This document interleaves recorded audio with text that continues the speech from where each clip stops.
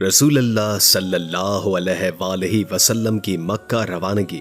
ناظرین گرامی، قریش کی جانب سے صلح حدیبیہ کے معاہدے کی خلاف ورزی کے بعد رسول اکرم صلی اللہ علیہ وآلہ وسلم نے ام المومنین حضرت عائشہ صدیقہ رضی اللہ تعالی عنہما سے فرمایا، ہمارے لیے اسباب سفر تیار کرو اور دیکھو کسی کو کانوں کان خبر نہ ہو۔ مزید فرمایا، اے اللہ، قریشیوں کو خبر نہ ہو یہاں تک کہ ہم انہیں اچانک جا لیں۔ پھر حضرت ابو بکر صدیق رضی اللہ تعالی عنہ اپنی بیٹی کے پاس گئے تو دیکھا کہ وہ رسول اکرم صلی اللہ علیہ وآلہ وسلم کے لیے سامان سفر تیار کر رہی ہیں۔ انہوں نے پوچھا، کیا رسول اللہ صلی اللہ علیہ وآلہ وسلم نے اسے تیار کرنے کا حکم دیا ہے؟ انہوں نے کہا، ہاں، آپ بھی تیار ہو جائیے۔ انہوں نے پوچھا، تمہارے خیال میں رسول اللہ صلی اللہ علیہ وآلہ وسلم کدھر کا ارادہ رکھتے ہیں؟ اما عائشہ نے کہا، اللہ کی قسم مجھے کچھ نہیں معلوم۔ ابن اسحاق نے سیدہ عائشہ سے روایت کی ہے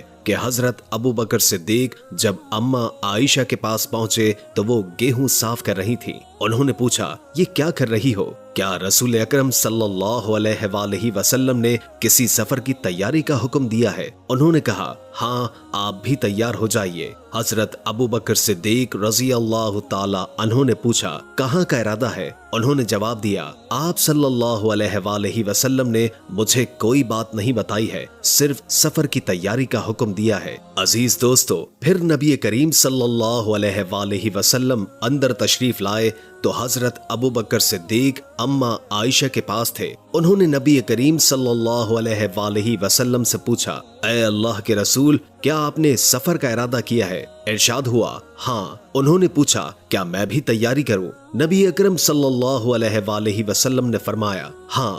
حضرت ابو بکر صدیق رضی اللہ تعالی عنہ نے پھر پوچھا، کہاں کا ارادہ ہے؟ آپ صلی اللہ علیہ وآلہ وسلم نے فرمایا، قریش کا ارادہ ہے، لیکن آپ اس بات کو راز میں ہی رکھیے۔ حضرت ابو بکر صدیق رضی اللہ تعالی عنہ نے پوچھا، کیا ہمارے اور ان کے درمیان مدت مقرر نہیں ہے؟ آپ صلی اللہ علیہ وآلہ وسلم نے فرمایا، انہوں نے غداری اور بد عہدی کی ہے، اس لیے ان پر حملہ کرنے والا ہوں، لیکن آپ اس بات کو مخفی رکھیے تاکہ کوئی شام کا گمان نہ کرے، کوئی ثقیف کا اور کوئی ہوازن کا۔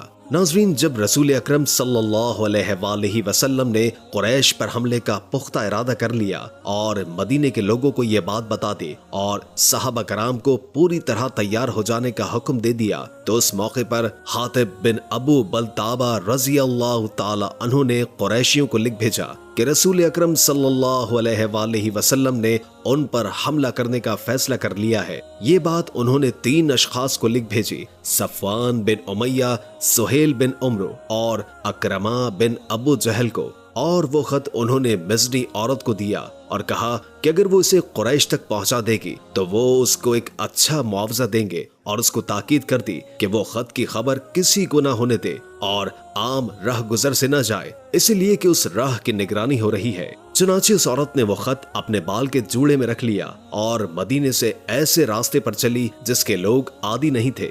عزیز دوستو، دوسری جانب رسول اکرم صلی اللہ علیہ وآلہ وسلم کو بذریعہ وحی حضرت حاطب کے کام کی خبر دے دی گئی۔ آپ صلی اللہ علیہ وآلہ وسلم نے فوراً حضرت علی اور حضرت زبیر رضی اللہ تعالی عنہ کو روانہ کیا اور ان سے کہا کہ اس مزنی عورت تک جلد پہنچ جاؤ جسے حاطب نے اہل مکہ کے نام خط دے کر بھیجا ہے اور قریشیوں کو جنگ کی خبر سے آگاہ کیا ہے۔ ان کو وہ عورت خلیفہ نام کے مقام پر مل گئی۔ انہوں نے اسے سواری سے اتارا تو اس کے پاس کچھ بھی نہ ملا۔ انہوں نے اس عورت سے کہا، ہم اللہ کی قسم کھاتے ہیں کہ رسول اللہ صلی اللہ علیہ وآلہ وسلم جھوٹے نہیں ہیں اور ہم بھی جھوٹ نہیں بول رہے، اس لیے تم وہ خط نکالو ورنہ ہم تمہارے کپڑے اتروا دیں گے۔ عورت نے جب ان دونوں کا اصرار دیکھا تو کہنے لگی، تم دونوں مجھ سے الگ ہٹ جاؤ۔ وہ دونوں الگ ہو گئے تو اس نے اپنا جوڑا کھول کر اس میں سے خط نکالا اور ان کے حوالے کر دیا، جسے لے کر وہ دونوں اصحاب رسول کریم صلی اللہ علیہ وآلہ وسلم کے پاس آ گئے۔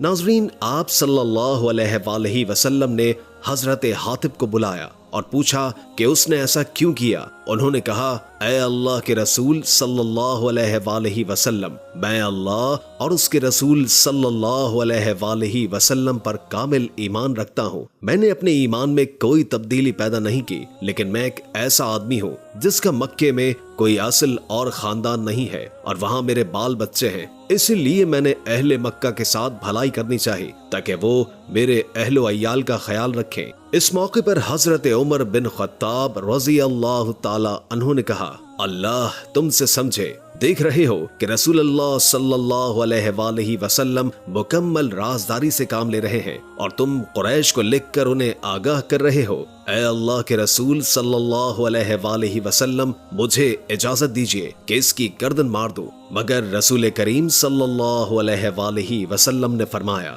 اے عمر، کیا تمہیں خبر نہیں کہ اللہ تعالیٰ بدر کے دن اہل بدر کی حقیقت پر پوری طرح مطلع تھا، اس لیے انہیں مخاطب کر کے فرمایا، اب تم جو چاہو کرو، میں نے تمہیں معاف کر دیا۔ اس کے بعد اللہ تعالیٰ نے حضرت حاتب رضی اللہ تعالیٰ عنہ کے بارے میں سورہ الممتحنہ میں یوں ارشاد فرمایا ہے، اے ایمان والو، تم لوگ میرے اور میرے دشمنوں کو دوست نہ بناؤ، تم ان کی طرف دوستی کا ہاتھ بڑھاتے ہو، حالانکہ وہ دین برحق کا انکار کرتے ہیں جو تمہیں ملا ہے۔ انہوں نے رسول اللہ صلی اللہ علیہ وآلہ وسلم کو اور تمہیں صرف اس وجہ سے مکے سے نکال دیا ہے کہ تم اپنے رب اللہ پر ایمان لے آئے ہو۔ اگر تم میری راہ میں جہاد کرنے اور میری خوشنودی حاصل کرنے کے لیے اپنے شہر سے نکلے ہو تو پھر ان سے چپ کے دوستی کیوں کرتے ہو؟ میں تو وہ سب جانتا ہوں جو تم چھپاتے ہو اور جو ظاہر کرتے ہو، اور تم میں سے جو کوئی ایسا کرتا ہے وہ اللہ کی سیدھی راہ سے بھٹک جاتا ہے۔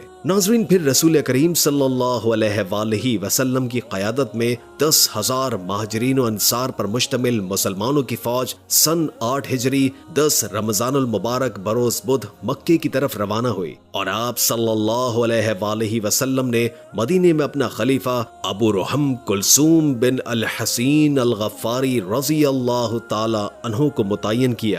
اسلامی لشکر مرا الزہران میں پہنچا تو رسول اللہ صلی اللہ علیہ وآلہ وسلم کے ساتھ 10,000 صحابہ کرام تھے۔ آپ کے ساتھ تمام ہی مہاجرین و انصار نکلے تھے، کوئی پیچھے نہیں رہا تھا، اور ان کے ساتھ قبیلہ سلیم و مزینہ اور غطفان اور دیگر قبائل بھی تھے، اور یہ ساری خبر قریش سے بالکل مخفی رہی۔ رسول اللہ صلی اللہ علیہ وآلہ وسلم کی کوئی خبر ان کو نہیں مل رہی تھی، انہیں پتہ نہیں تھا کہ آپ صلی اللہ علیہ وآلہ وسلم کا کیا ارادہ ہے، اس لیے قریش والے ہر وقت خوف و ہراس میں تھے۔ ناظرین، نبی کریم صلی اللہ علیہ وآلہ وسلم کے چچا حضرت عباس بن عبد المطلب اپنے اہل و عیال کے ساتھ نبی کریم صلی اللہ علیہ وآلہ وسلم کے سفر شروع کرنے سے پہلے ہی ہجرت کی نیت سے مکے سے نکل چکے تھے، اس لیے مقام جحفہ پر آپ سے ان کی ملاقات ہو گئی۔ پھر مقام ابوہ میں آپ کے چچیرے بھائی ابو سفیان بن حارث اور پھوپھیزاد بھائی عبداللہ بن امیہ سے ملے۔ آپ صلی اللہ علیہ وآلہ وسلم نے انہیں دیکھ کر منہ پھیر لیا، کیونکہ یہ دونوں آپ صلی اللہ علیہ وآلہ وسلم کو سخت اذیت پہنچایا کرتے تھے۔ یہ صورت دیکھ کر حضرت ام سلمہ رضی اللہ تعالی عنہ نے عرض کیا کہ ایسا نہیں ہونا چاہیے کہ آپ کے چچیرے بھائی اور پھوپھیزاد بھائی ہی آپ کے یہاں سب سے بدبخت ہوں۔ ادھر حضرت علی کرم اللہ وجہ الکریم نے ابو سفیان بن حارث کو سکھایا کہ تم رسول اللہ صلی اللہ علیہ وآلہ وسلم کے سامنے جاؤ اور وہی کہو جو حضرت یوسف علیہ السلام کے بھائیوں نے ان سے کہا تھا کہ خدا کی قسم، اللہ نے آپ کو ہم پر فضیلت بخشی اور یقیناً ہم ہی خطا کار تھے۔ پھر ابو سفیان نے یہی کیا، اور جواب میں رسول کریم صلی اللہ علیہ وآلہ وسلم نے فرمایا، آج تم پر کوئی سرزنش نہیں، اللہ تمہیں بخش دے اور وہ ارحم الراحمین ہے۔